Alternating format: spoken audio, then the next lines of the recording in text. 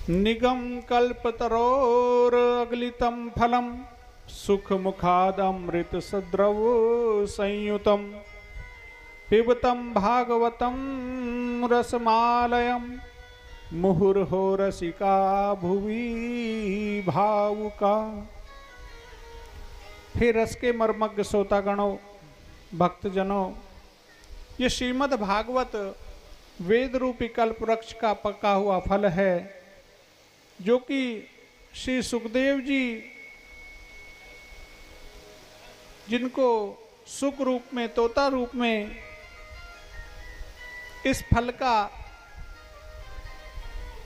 झूठन करने से ये अत्यधिक मीठा हो गया है, क्योंकि ये श्री सुखदेव जी के द्वारा हमें प्राप्त हुआ है, इसलिए ये अत्यंत मीठा और हो गया है। ये ऐसा फल है जिसका कोई भी भाग, कोई भी हिस्सा, कोई भी अंश त्यागने योग्य नहीं है। ये जैसा है उसी रूप में पूरा का पूरा खाया जा सकता है। जिस तरह से अमरूद का फल होता है, उसमें कोई भी हिस्सा त्यागने योग्य नहीं है, फेंकने योग्य नहीं होता, चाहे बीज हो, चाहे छिलका हो, चाहे गूदा हो, संपूर्ण हिस्सा खाया जाता है। उसी तरह से इसका कोई भी अंश त्यागने योग्य नहीं है। ये मूर्तिमान साक्षात रस है, अतः जब तक शरीर में चेतना रहे तब तक इस दिव्य भगवत रस का निरंतर बार बार पान करते रहो, बार बार पान करते रहो। क्यों? क्योंकि यह रस केवल पृथ्वी पर ही सुलभ है, अन्यत्र इसकी उपलब्धता नहीं है।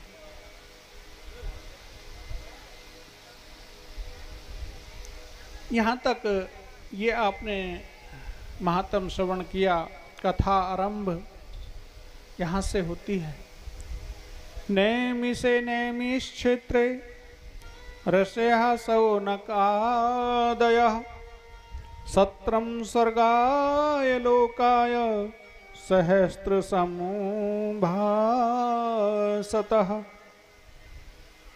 एक बार भगवान विष्णु के लोक, देवताओं के क्षेत्र नैमिषारण्य में शौनक आदि ऋषियों ने भगवत प्राप्ति की इच्छा से एक ऊंचे आसन पर श्री सूत जी को बिठाया, उनका पूजन किया और उन लोगों ने श्री सूत जी को पूजन आदि करने के बाद में प्रश्न किया कि प्रभु, आपको अनेक अनेक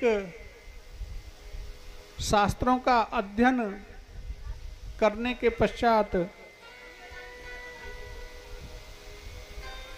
अत्यधिक ज्ञानवान हैं आप, इसलिए हम आपसे कुछ पूछना चाहते हैं, जो अत्यंत ही महत्वपूर्ण प्रश्न है। श्री शौनक जी ने पूछा कि प्रभु गुरुदेव, कलयुग में जीवों के कल्याण का साधन क्या है? पहला प्रश्न किया। दूसरा प्रश्न किया कि अनेक शास्त्र हैं, उनका सार क्या है, किस प्रयोजन से हुआ? चौथा प्रश्न किया कि कितने अवतार हुए, क्योंकि हम आप सब जैसा